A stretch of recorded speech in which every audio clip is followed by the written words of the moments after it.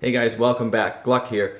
Today we're going to talk about the various types of plates. We're going to go over traditional plates, whether they're machined or milled or coated in urethane, and we'll go over your rubber-based plates, which are like your urethane, or it could be recycled or virgin rubber, that is your bumper plates.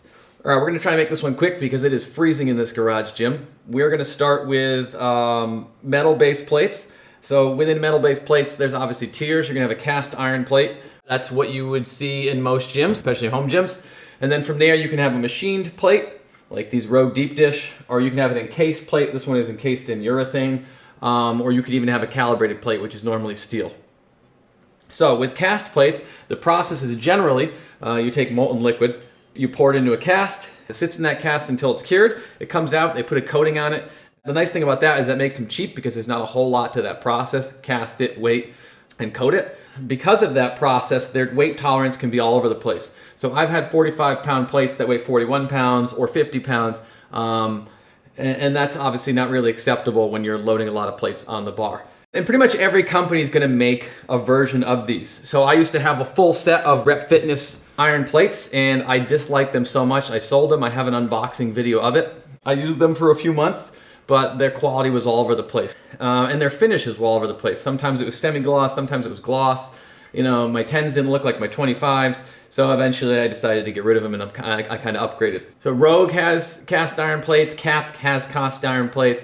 Pretty much every company is going to have a variation of that same thing. Cast iron plates are normally within 3% of their stated weight if the company will guarantee that number at all. Now these are your cheapest option, but if you're able to afford a little bit more, I might jump to what I would say is the next tier, which would be a machined plate. Now machined plates to me are maybe not my number one option. I have, much like you, a bit of a hodgepodge mess of plates. I have different plates for different reasons. Sometimes it's all I could get.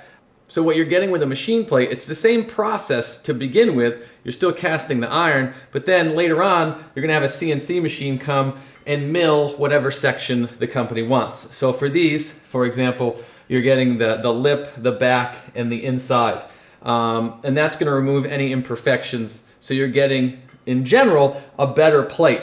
Now, when I have cast iron plates, like this one, sometimes, because the process is so short, they cast it and then leave it, you're gonna end up with imperfections. But I've had ones where the imperfection is on the inside of the sleeve, and then it's really scratching up my bar. Because they're machined, you're also getting a lot more uniformity.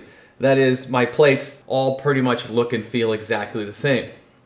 And your milling can be almost glass-like, like these Rogue deep dish that they're making now, and I have an unboxing video of. Or these are my old York milled plates. And these you can actually see the milling marks, and it's kind of a nice classic touch. Because of the process that a machine plate goes through, you're normally going to get a better weight tolerance, typically within 2% of their stated weight rather than the 3% of the cast iron. Or, as an example of these Rogue deep dish, it's 0% and then plus 2%. And what that means is it will never be under 45 pounds, but it could be up to 2% over 45 pounds. And just like with cast iron plates, there's a lot of companies that make machine plates. Rogue's going to have their deep dish line, and then their machined line. Rep has their equalizers. I own and have done an unboxing of the York Legacies. And you have Avanco, and the list goes on. All those that I've mentioned are an upgrade from a cast iron. It's kind of up to you based on your wants and needs, which one you're gonna pick, or if you have a preference. So our third option would be an encased plate, which is gonna be something like this. Would you shut up back there? Okay, take two. Another option would be an encased plate. So an encased plate is just an iron plate, and then they encase it in a material. That material is either be rubber or urethane. So with a rubber plate, what you're going to get is, it's going to be a little cheaper, but the problem with rubber, they mark up easily. The plate themselves and anything they touch. I have marks on my platform from my rubber dumbbells. As I slit them, now you get that black mark that you've got to grind out. For some people, if you're in a basement or a small space, that rubber can smell if it's a recycled rubber that they're putting on there. From there, you can go to a urethane plate. Urethane is still rubber, but it's going to be a thinner coating, and it's also a more durable product. It's not going to scratch itself or anything else as easily. Why do we want an encased plate? The nice thing about these, you don't have to maintain them. Since they're coated in something, you can basically just ignore them for their life. And that encasement gives them a little protection, so they're a little more durable. Urethane also has no smell to it. I can't even read my own notes. You guys thought I was doing this from memory? I should mention that just because this has rubber or urethane on it, these are not bumper plates. You can throw them around a little bit, but that's not what they're designed for. If you're going for an Olympic lift, you'd probably have to look for a bumper. So your highest tier of metal plate would be a calibrated or a competition plate, as you can see here. Just kidding, I spent all my money on the rest of my garage gym, so I can't afford those right now. Around me are familiar faces. How those work is you're going to be calibrated within plus or minus 10 grams of the stated weight. They're a machined plate. They normally have a brass plug that they put in to get that weight exactly, or within 10 grams, of its stated weight. The idea behind a calibrated or competition plate is essentially you want to practice like you play. If you're a competitive lifter, you want to be working with what you'd be lifting in a meet. So you get as close to as possible. Because of their machining process and the quality control, these things are expensive. Everything's going to be milled down to exactly what it's supposed to be. So you're going to have the opening for the sleeve milled down to about 50 millimeters, and they're going to run to IPF or IWF standards. Again, so these can be used in a competition. The nice thing about them, well, pretty much everything, is that they are thinner, so you can fit more of them on the bar. Unfortunately, most companies only make them in kilograms because that's what competitions are based in. The Rogue does have a pound version. When it comes to shape, maybe this is an oversimplification, but there are a lot of things to worry about. This more octagonal, I didn't actually count, maybe that's 12-sided, not important, shape versus a cylindrical shape. Now, personally, if you've ever deadlifted with this shape, you will hate your life, because that bar will roll back into your shins, and it's absolutely terrible.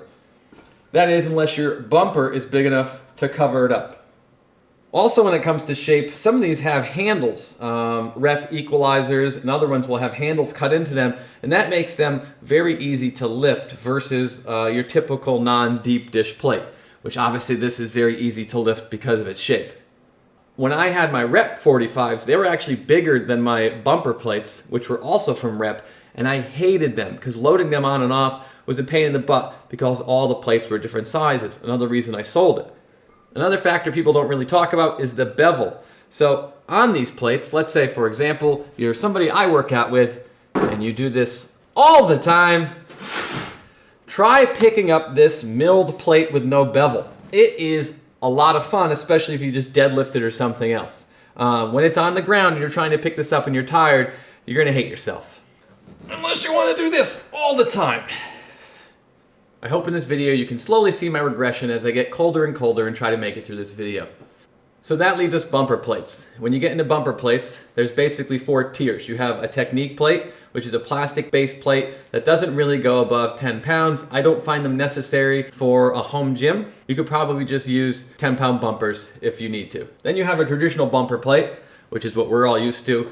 And you have a training plate and a competition plate. So competition bumpers are just like a competition steel plate. The only difference between that and a training plate is the same idea as a competition plate, but it's not going to be quite as precise. Your quality control doesn't have to be as perfect, making them a little bit cheaper, but still incredibly quality plates. So then the question is, why use a bumper plate? Well, if you're a CrossFitter, or you're doing a lot of Olympic lifts, or you need to stay quiet, a bumper plate can make sense. That rubber is going to absorb some of that sound as they're banging together. You don't hear that as it hits the ground. And if you need to drop them, it's going to save your bar and it's going to save your floor.